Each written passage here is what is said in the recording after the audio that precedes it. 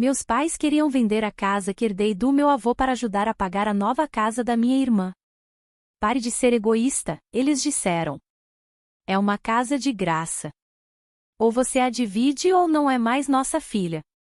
Então, secretamente, eu a vendi para uma compradora que eles jamais esperariam. Dias depois, chegaram com uma corretora de imóveis. Quando viram quem vivia lá dentro, começaram a gritar. Meu nome é Regina. Tenho 31 anos, sou a mais velha dos filhos. Meu trabalho no hospital é o tipo de emergência que apita, mas não sangra, redefinição de senhas, impressoras que travam quando os cirurgiões estão nervosos. Meus amigos me chamam de confiável. Meus pais também me chamam assim, mas daquele jeito que soa como uma ordem. Eu moro na casa do meu avô.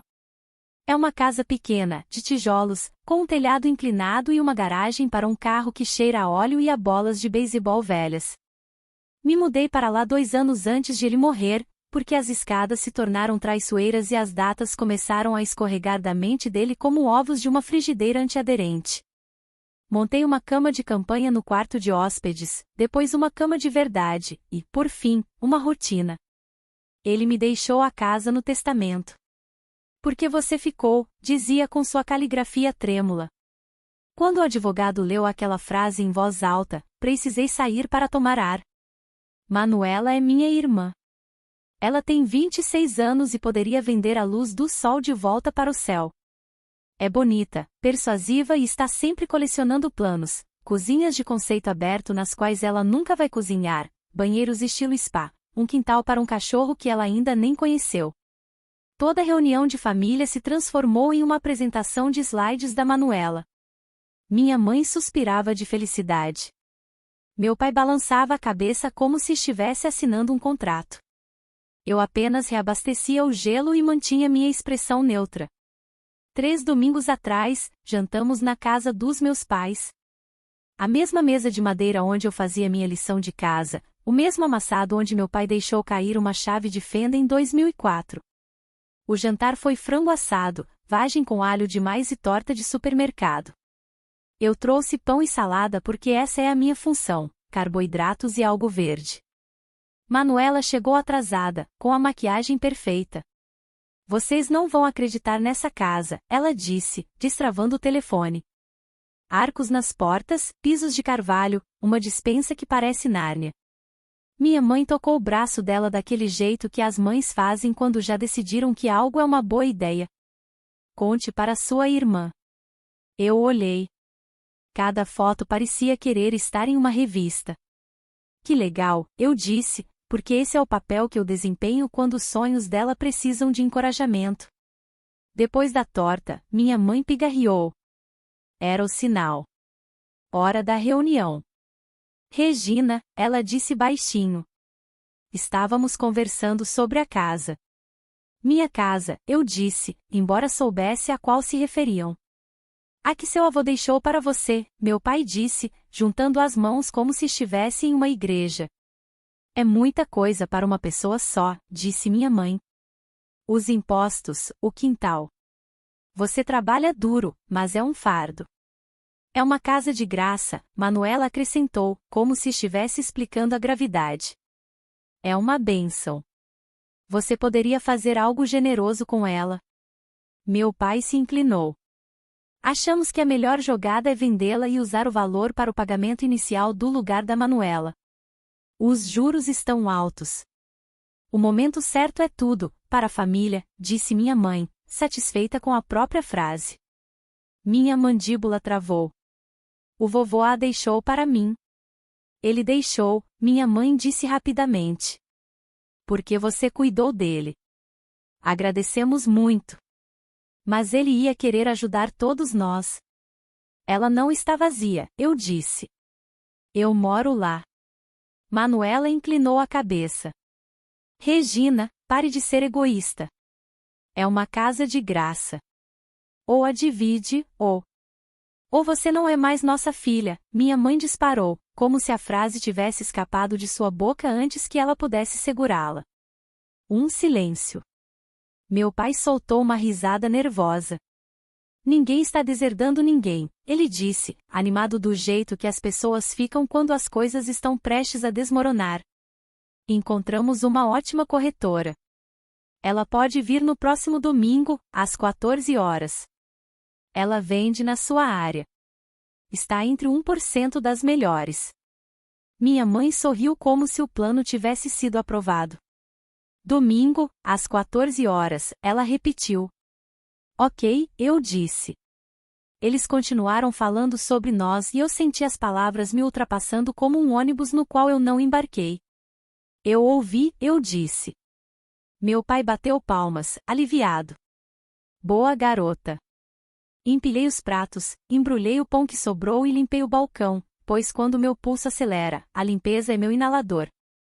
Na porta, minha mãe me abraçou forte, cheirando a perfume.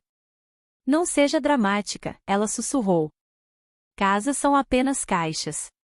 Lá fora, a luz da varanda piscou 2 vezes.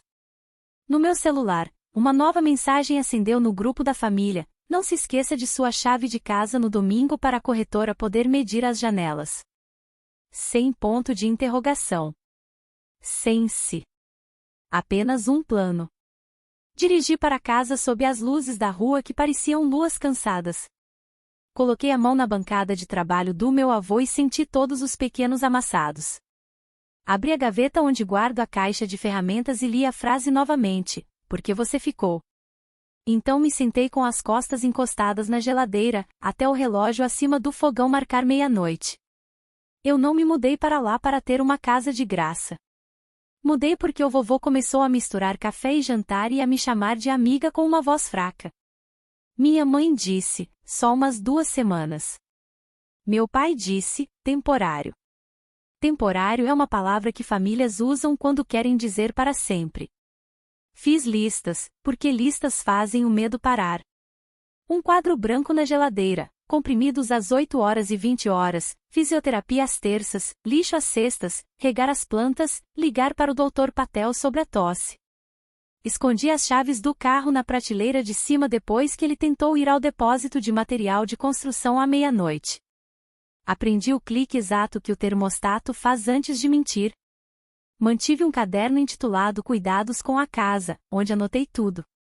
As noites se empilhavam como pratos. 217, e depois mais. Às vezes, ele me chamava do quarto e perguntava se o irmão dele tinha chegado. Às vezes, ele queria checar a porta dos fundos de novo. Às vezes, ele só precisava ouvir o som dos meus passos. Aprendi a tomar banho em 5 minutos, porque esse era o tempo que ele conseguia ficar sozinho sem se preocupar que a casa o engoliria. O dinheiro não foi o primeiro problema, mas chegou como um parente que nunca vai embora. Imposto sobre a propriedade, $2.462 em junho. $2.462 em dezembro. Minha mãe disse, estamos apertados este ano, querida. Vamos te pagar de volta. Juramos. Eu paguei. Guardei os recibos em uma pasta rotulada Impostos Pagos. No dia em que ela abriu a gaveta e viu a pasta, fechou-a suavemente e perguntou se eu tinha pensado em repintar os armários. Houve o conserto do telhado, o aquecedor de água que pifou, as calhas, e o sistema de segurança que ele precisava para dormir. Manuela aparecia com suculentas e a câmera do iPhone. Quando você vender, ela dizia, batendo em uma parede com as unhas. Você tem que demolir isso. Tem que ser conceito aberto. Minha mãe vinha com sopa e bilhetes, como se eu fosse uma babá. Meu pai consertava pequenas coisas, apertava uma dobradiça, trocava uma bateria, e depois ficava com as mãos no cinto como um empreiteiro orgulhoso. Antes de ir embora, ele sempre dizia, ligue se precisar de algo. E então o telefone dele tocava, ele acenava e ia embora. As mãos do meu avô ficaram mais trêmulas. As minhas também. Aprendi a contar respirações enquanto esperava resultados de exames. Aprendi o gosto do pânico às 3 da manhã e o alívio de uma voz calma de enfermeira. Quando o vovô esqueceu meu nome pela primeira vez, ele disse, você, e apontou para o próprio coração. Eu disse, sim, e apontei para o meu. Nós dois rimos para não chorar. Ele morreu na primavera. O funeral foi curto porque ele odiava quando as coisas se arrastavam. O testamento era simples. Ele deixou pequenas coisas para as pessoas que compareceram. Deixou a casa para mim porque eu fiquei. No escritório do advogado, a boca da minha mãe se apertou na palavra casa. Meu pai apertou minha mão como se fôssemos homens de negócios. Manuela me abraçou com um parabéns ofegante, daquele jeito que as pessoas desejam boa sorte a alguém que está prestes a entrar em uma tempestade. Por um tempo, a casa foi um museu de seus sons.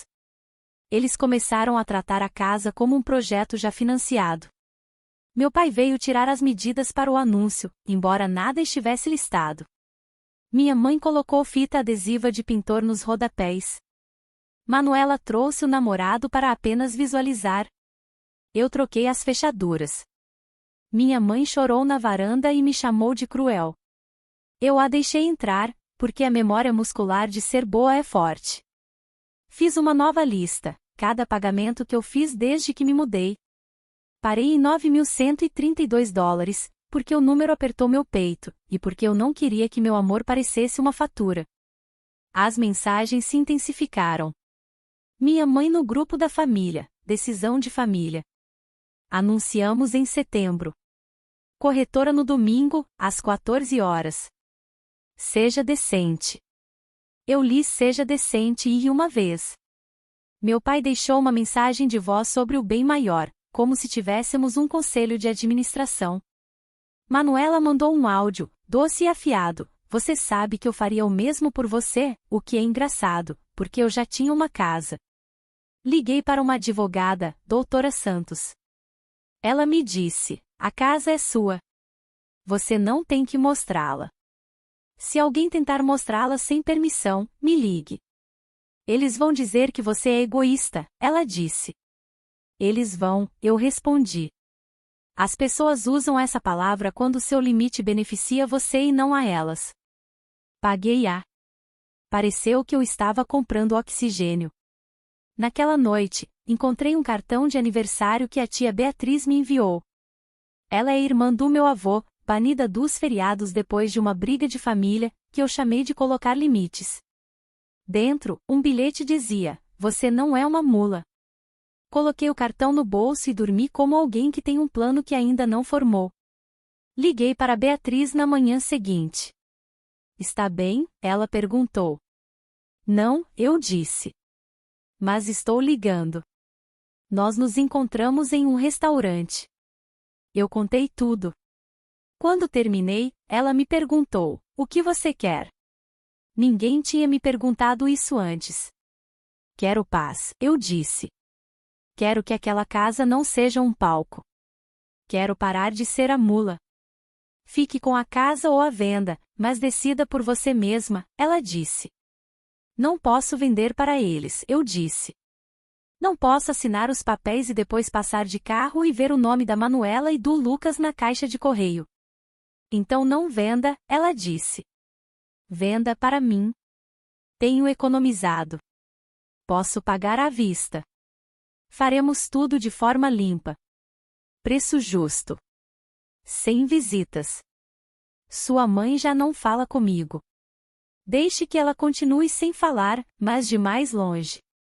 Meu cérebro imaginou o rosto da minha mãe e senti meus ombros relaxarem. Isso é mesquinho? Perguntei. Não é sobre vingança, ela disse. É sobre um desfecho. É uma saída de emergência. Nos encontramos com a doutora Santos na manhã seguinte. Beatriz sugeriu um valor justo. A advogada escreveu o fechamento na quinta-feira, às 10 horas. Porque, quanto antes, melhor. Na quinta de manhã, assinei a escritura. Beatriz assinou. Nos abraçamos no estacionamento. Ela chacoalhou as chaves como uma canção. Macarronada no domingo? Ela perguntou. Não era uma pergunta. No domingo, às 13h55, estacionei meu carro uma casa depois e esperei. Meus pais e a corretora Clarice chegaram. Eles caminharam até a porta como se estivessem em um desfile. Beatriz abriu a porta, usando uma camisa de flanela do meu avô.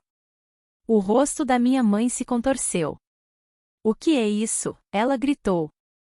É a minha casa, Beatriz disse, erguendo a escritura.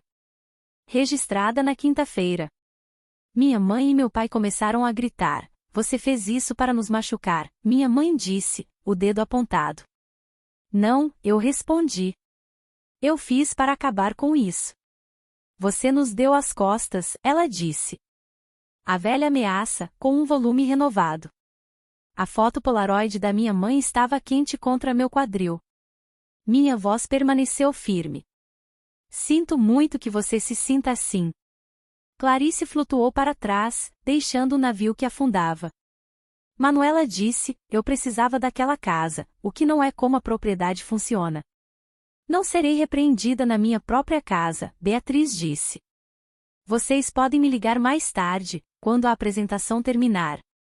O rosto da minha mãe rachou como tinta. Você a escolheu em vez de nós. Eu me escolhi, eu disse, suavemente. Isso não é sobre vingança. É sobre um desfecho. A luz da varanda se apagou quando me virei. O som foi um ponto final. As ligações e as mensagens começaram imediatamente. Eles me chamaram de ingrata, disseram que meu avô teria vergonha. A doutora Santos me orientou a não me envolver. Eu bloqueei Manuela. Minha mãe tentou a nostalgia, mas a memória é uma arma de pontas suaves. Eles tentaram a via legal, mas a advogada os barrou. Tomei chá com a tia Beatriz na casa dela. Ela me deu as chaves que eu tinha esquecido e o canivete de bolso do vovô. Eles vão continuar tentando, eu disse. Claro, ela respondeu. Eles precisam do seu sim mais do que precisam da sua ajuda. Ela me aconselhou a construir uma vida que não fosse apenas uma reação. Foi o que eu fiz. Configurei uma transferência automática para o meu próprio fundo de poupança com o dinheiro que eles queriam que eu pagasse. Na terceira semana, não pensei em corretoras. Estava na cozinha de Beatriz, enquanto ela mexia um molho de tomate. A casa zumbia baixa e gentil, do jeito que zune quando as pessoas lá dentro não estão tentando quebrá-la.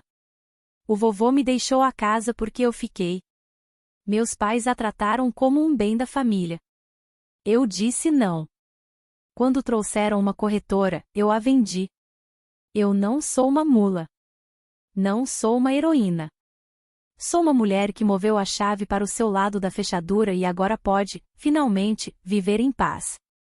Obrigada por ouvir a história de Regina. Se você gostou desse vídeo, por favor curta e compartilhe para nos apoiar a trazer mais histórias inspiradoras, e se inscreva no canal para não perder nenhum lançamento. Até o próximo vídeo.